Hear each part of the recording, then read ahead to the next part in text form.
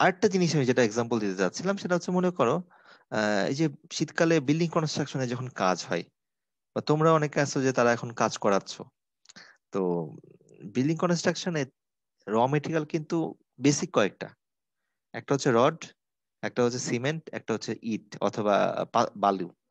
কখনো দেখেছো যে রডের ক্ষেত্রে ইনভেন্টরিটা কেমন ম্যানেজমেন্ট করে আর বালুর ক্ষেত্রে কেমন হয়? যারা মানে এই ধরনের মানে ধারণা আছে, তাছাড়া বাকিরা বলতে কঠিন হয়ে যাবে। রড যদি হয়, মালিক কি করে, যেখানেই ফেলে রাখুক চেষ্টা করে কি তার আয়ত্তের মধ্যে পানি রাখতে। থেকে। হ্যাঁ, সেফ রাখতে। অনেক সময় শিকল দিয়ে বেঁধে রাখে, কিন্তু কোনো ইয়েস স্যার। বালিকে কখনো শিকল দিয়ে বাঁধতে দেখছো? না না স্যার। স্যার। No sir. রাস্তায় পড়ে থাকে কেন জানো? কারণ একটা রড মানে নিয়ারলি হচ্ছে হচ্ছে এবারে 5 থেকে 6 টন। সেটার দাম 3 থেকে 4 লাখ টাকা। বাট একটা বালির দাম 4 থেকে 5 হাজার টাকা। বুঝতে পেরেছি? কোয়ান্টিটি কিন্তু সেম, বাট ভলিউম কিন্তু আলাদা, বা প্রাইসিং ইজ এক্সট্রিমলি ডিফারেন্ট।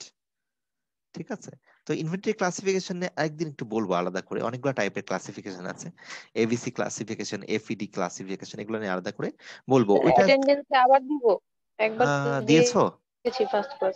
আচ্ছা, তাহলে দরকার নাই ফার্স্ট অবশ্য। ক্লাসে আবার দিয়েছি, দিয়েছো এখন সবাই? আবার দিব? সবাই আবার দিয়েছে, তুমি আবার দিয়ে দাও, যেহেতু সবাই দেখছি দিয়ে ফেলছে, তুমিও দিয়ে রাখো, দুইটাতেই থাকুক। তো ঠিক আছে, যে ইনভেন্টরি ক্লাসিফিকেশন নিয়ে মোটামুটি বললাম এইভাবে হতে পারে, এখানে এই কথাগুলো আছে।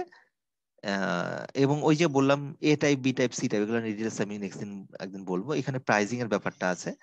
আমি যে টেবিলটা একটু দেখাই, দেখো এখানে এই ফার্স্ট দুইটা প্রোডাক্ট, এই প্রোডাক্টটা দেখো দামও যেমন বেশি, তাহলে অ্যানুয়াল আমাদের কস্টিং কিন্তু অনেক বেড়ে গেল, এবং লাস্টের প্রোডাক্টগুলোর ক্ষেত্রে দাম কি অনেক কম, যদিও ওইটার তুলনায় কোয়ান্টিটি আমার বেশি লাগছে, কিন্তু ওভারঅল কস্টিং কি হলো, কমে গেল। তো এইটাই আমরা আলাদা করে ইনভেন্টরি ক্লাসিফিকেশনে দেখাবো। তো একটু আজকে কিছু সংজ্ঞা দেখাবো। আমরা আজকে আর অঙ্ক করাতে পারবো না, নেক্সট দিন অঙ্কটা করাবো। সো লিড টাইম যেটা বললাম, লিড টাইম হচ্ছে কি, অর্ডারটা দেওয়া আর অর্ডারটা পাওয়ার মধ্যবর্তী সময়। মানে তুমি আজকে ফোন দিয়ে বললা যে আমার এই প্রোডাক্টটা লাগবে, বা তুমি দ্বারা যে অনলাইনে অর্ডার করলা, কালকেই পেয়ে যাও প্রোডাক্টটা, 3-4 দিন লেগে যায়?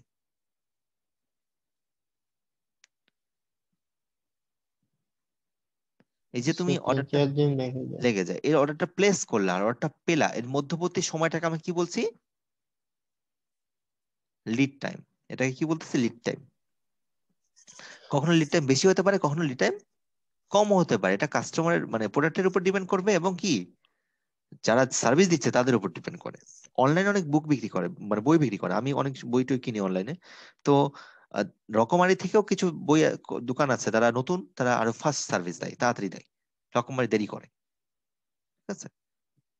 আচ্ছা, হোল্ডিং কস্ট বা ক্যারিং কস্ট একটু আগে বলেছিলাম, যে এটা হচ্ছে একটা ইনভেন্টরিকে তুমি একটা ফুল বছরে রাখার জন্য তোমার যেরকম খরচ হবে, সেটাকে কি বলা হচ্ছে, হোল্ডিং কস্ট। তোমার রাখার খরচ, যে বলেছিলাম একটু আগে, ওয়ার হাউসে রাখা বলো আর তোমার ফ্রিজারে রাখা বলো, যেভাবে হোক, তুমি যদি তোমার মেনটেন্যান্সে রাখতে চাও, ওইটা মেরামত করতে গেলে যে লস হবে সেগুলো হিসাবে রেখে যে কষ্ট কষ্ট হবে, সেটাকে আমরা কি বলছি, হোল্ডিং কস্ট। হোল্ডিং কস্ট মানে তাহলে কি, আমার ওয়ার হাউসে প্রোডাক্টটাকে রাখা বা এটার খরচ। আর অর্ডারিং কস্ট, অর্ডারিং কস্ট মানে অর্ডারটা প্লেস করা এবং অর্ডারটা মানে ইনভেন্টরিটা আমার কাছে রিসিভ করার মধ্যবর্তী যে খরচটা, সেটা হচ্ছে অর্ডারিং কস্ট। মনে করো তুমি ফোন করলা, 5 টাকা লাগলো, তারপর প্রোডাক্টটা তুমি যাকে একজনকে পাঠালা, সে তার গাড়ি ভাড়া লাগলো 100 টাকা, তার ফেরার পথে সে একটা পিক আপে করে নিয়ে আসলো, তার ভাড়া 2000 টাকা। তাহলে আমাদের টোটাল খরচ হলো কত, 2150 টাকা। এটা হচ্ছে কি, অর্ডারিং কস্ট। এই অর্ডারিং কস্টটাও আমরা কিসে হিসাব করব, এক বছরে আমার টোটাল অর্ডারিং কস্ট কত হলো, মানে প্রতিটা অর্ডার করলে একটা খরচ হবে, এক বছরে কত খরচ, সেটা আমরা অ্যানুয়াল অর্ডারিং কস্ট আমরা কি করব, হিসাব করে নিব, সেটা আলাদা করে আমরা দেখব। তার মানে হোল্ডিং কস্ট কিসে, অ্যানুয়ালে, অর্ডারিং কস্ট কি অ্যানুয়াল। হ্যাঁ। আর যখন ডিমান্ড বেড়ে যায়, তখন একটা এক্সেস ডিমান্ডের কারণে আমাদের কিছু কস্ট বেড়ে যেতে পারে, সেটা আমরা শর্টেজ কস্ট বলি। তো বেসিক্যালি আমাদের এখানে এই দুটো কস্ট নিয়ে আমাদের ভালো করে জানতে হবে, holding cost and ordering cost. ক্লাসটা মোটামুটি আজকে শেষ, আর বেশি পড়ানো লাগবে না। তো আমরা এখন দেখব যে কোন কোয়ান্টিটিতে প্রোডাক্ট অর্ডার করলে আমরা সবচেয়ে কম খরচে অর্ডার করতে পারবো, সেটাকে আমরা বলছি কি, ইকোনমিক অর্ডার কোয়ান্টিটি। এটা সম্পর্কে তোমাদের কি কোথাও পড়ানো হয়েছিল, ইওকিউ মডেল? না স্যার। পড়ানো হয়নি। মানে আমরা ওই যে বললাম এতক্ষণ ধরে আমাদের কম খরচ কম খরচ, এখন আমরা দেখবো যে কত কোয়ান্টিটি প্রোডাক্ট অর্ডার করলে আমার জন্য খরচ সবচেয়ে কম হবে। এইটার অ্যাজাম্পশন যখন আমরা করি তখন আমরা একটা প্রোডাক্টের কথা চিন্তা করি এবং জানি ডিমান্ড হচ্ছে নোন। সেই ডিমান্ডটা কিসে হবে? বাৎসরিক ডিমান্ড। কিভাবে বাৎসরিক করা যায়? মনে করো তুমি জানো মাসে তোমার ডিমান্ড 100, তাহলে বাৎসরিক ডিমান্ড কত তোমার? 1200 না? মোট কথা তোমাকে ডিমান্ডটাকে অ্যানুয়ালি কনভার্ট করে নিতে হবে এবং ডিমান্ডটা স্প্রেড ইভেনলি, যে ডিমান্ডটা আসলে কি ওয়েল ইভেনলি স্প্রেড আছে, কোনো ভেরিয়েশন নাই, এবং লিড টাইমও ভেরিয়েশন হবে না, সব সার্টেন, এবং প্রোডাক্টের মধ্যে কোনো কোয়ান্টিটি তুমি ডিসকাউন্ট তুমি পাবা না। এই ধরনের অ্যাজাম্পশন নিয়ে আমরা ইওকি মডেলটা তৈরি করার চেষ্টা করি। সেটা মডেলটা আমরা এই যে দেখো এখানে আছে, আমরা নেক্সট ক্লাসে এটা দেখাবো। আমাদের এই অ্যাজাম্পশনের উপর বেস করে নেক্সট ক্লাসে কথা বলবো। এখন এটুকুর মধ্যে কোনো প্রশ্ন হলে বলতে পারো।